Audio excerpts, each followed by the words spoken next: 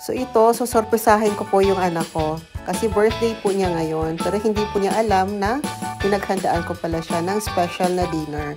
Dahil po sa Sabado ay meron naman po talaga siyang birthday party. Sabayan niyo naman akong kantahan si Chris ng happy birthday. Happy birthday to you.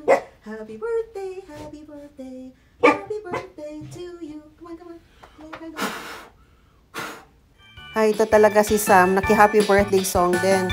Anyway, ngayong Sabado po, ang mga guests po namin ay mga anak po ng aking mga co-teachers, no, na mga special kids. So, first time ko po mag-host ng party na puro mga special kids po yung mga imbitado po namin, no. At excited nga po kami pareho ni Chris, no. At pati din po yung mga nanay po ng mga bata, no. Excited po sila na makadalo po yung mga anak nila sa ganitong klaseng party.